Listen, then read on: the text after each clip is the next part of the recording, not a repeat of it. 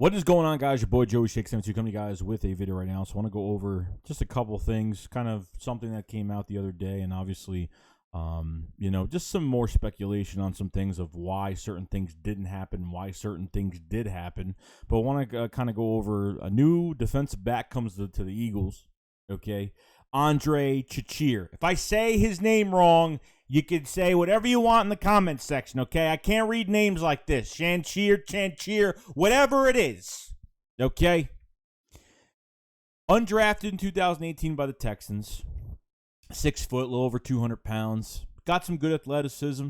I mean, in Jonathan Gannon's system last year in 2020 when Jonathan Gannon was the cornerback coach for the Colts, he actually made the 53-man roster, and then, because of cuts and obviously some waiver claims, he ended up getting released. Now, I don't know, does this make it enough depth for the cornerback room for the Eagles? Not even close. I'm expecting something else to happen here because depth-wise, Steven Nelson gets hurt, Darius Slay gets hurt, it's over. I mean, you're not going to be able to replace both of them with what we have back there. I was big on bringing Cravon LeBlanc back because he could play inside. You can at least try to do something with him since he's probably better than the rest of the guys that we have. Hosea Scott is injured right now. Avonte Maddox, how much trust do we have in him getting into the secondary? I really don't know. But Andre is just one of those players. We're just going to see if Jonathan Gann can put him in the right guidance to maybe do something with him in Philadelphia this year. I don't know if maybe he'll come up, maybe he'll move up, and I don't know. I don't have any promise in it, but I mean, I'm going to take a chance. At least they got somebody back there, but somebody that Jonathan Gannon used to work with. So I guess maybe that is a plus, but it's only saying so much. So that's the news on that. Kind of want to go over just the wide receiver room in general, just to talk about J.J. Arcega-Whiteside making the team, Travis Fulgham, and obviously John Hightower on practice squad right now. Never claimed by anybody, went on waivers, and nothing happened whatsoever. So, guys, this is a year-to-year league, okay? I thought Travis Fulgham played fantastic last year for 8 games, whatever he was in. I thought he was on the verge of having 1,000 yards, okay? I know the scheme. We could blame the scheme. We could blame a lot of things that happen, putting these players in the right positions to win football games. And Fulgham was looking like a track star out there. But, teams have caught on to what he did, and no changes were made to what he was doing on the field. And obviously his play didn't help it whatsoever, as the weeks went on. So, they weren't picked up for a reason. John Hightower has a lot more work ahead of him, okay? I think Quez Watkins has shown that, obviously, I know it's only preseason. I know we've had preseason. I know we've only done offseason things with these guys. But John Hightower was hurt for most of the offseason, and he got his shot pretty much the last preseason game, pretty much the last maybe 2 games, maybe the last game where he was fully okay and healthy. But Hightower, I think, is a good player, but, not picked up on waivers either, so it kind of alarms you why. J.J. Arcega-Whiteside, it's just, off of a 40-plus yard, game with a touchdown and a first down reception, and he makes the team out of both of these guys. I mean, I don't think, this doesn't mean that J.J. Arcega-Whiteside could do anything on the field this year. Like, I'd be surprised if he caught a few balls for first downs this year. I'd be surprised if he made catches and did other things. Because if you're keeping this guy as your 5th receiver because he plays good special teams, I just don't get it. I don't get what this actually means. In my mind, I think Howie Roseman's just trying to justify this second-round pick in J.J. Arcega-Whiteside because he's just like begging J.J. to produce at this point, at this level. Okay, I think this is the last year you're going to experiment with this. I don't want to do this anymore. I didn't expect JJ to make the roster, but after that last game, after I watched it, I said that probably helped him. I think he made the roster by the second preseason game because they only played him 8 snaps and they put him back on the bench like they were protecting him, like they were shelving him for some reason, and I don't know why. Well, I kind of knew why because I figured that he was going to make the team. But said, you know what, I'm not going to go crazy about it. But then when this happened in the third preseason, I keep forgetting we have 3 games, not 4. In the third preseason game where he had 40-plus yards for a touchdown or reception, I mean, it's just, it is what it is. You know what I mean? And it helped. But to keep a wide receiver on a roster because he's good at blocking, which he's good at, I mean, I'll give him that, and he's a good special teams guy.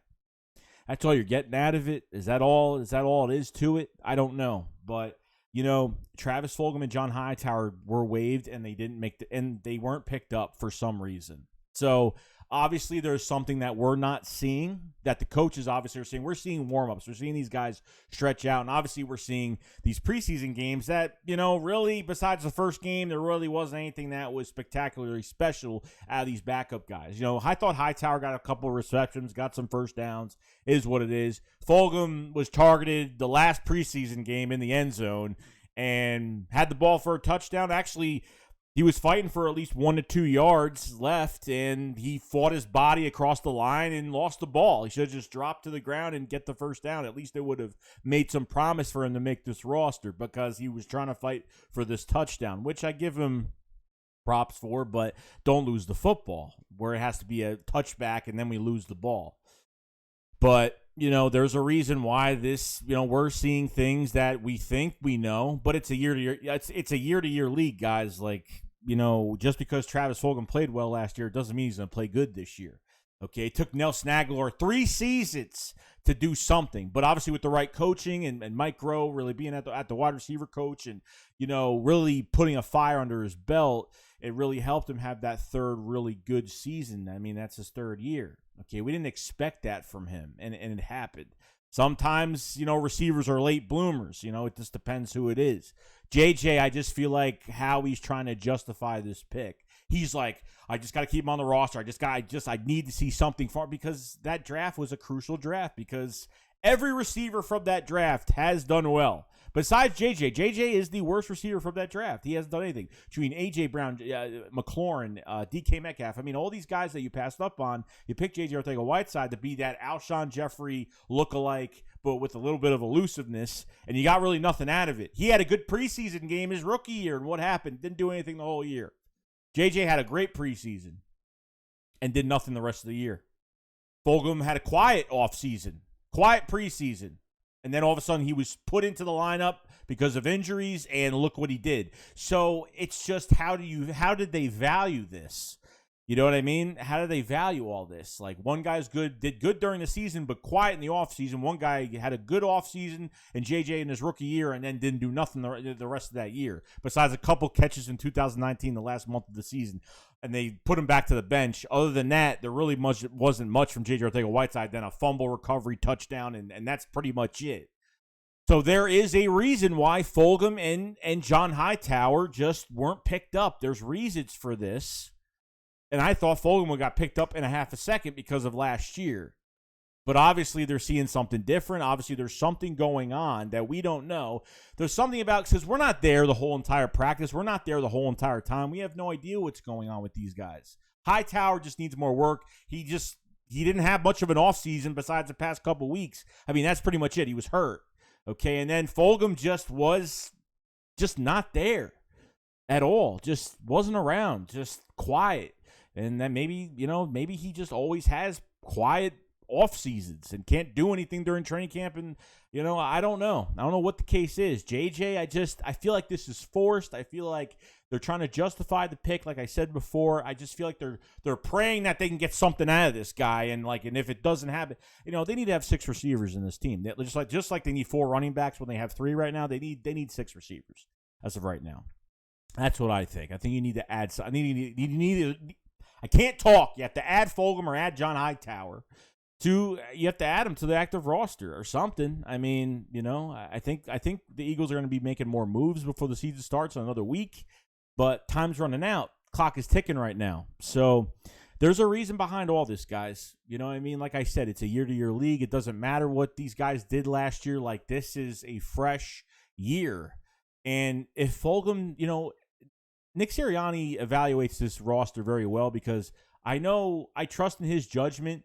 I just don't think that J.J. Ortega-Whiteside was his judgment. I think it was Howie Roseman's judgment of got to keep this guy on the roster. I need to see him play more. Because I trust Nick Sirianni and what he's done with this team. Obviously, with Travis Fulgham coming into this year in 2021 and this offseason that we just had, there was a lot more competition from him. You drafted Devontae Smith. Quez Watkins got a little chance last year in 2020. And now look at him now. You know what I mean? There's a lot of receivers in front of him now. And he's got to compete with a lot of guys. So maybe he just couldn't cut it. Maybe he just didn't play well. Because really at the end of the day, I maybe saw 3 training camp days where he did okay. And nothing from these joint practices.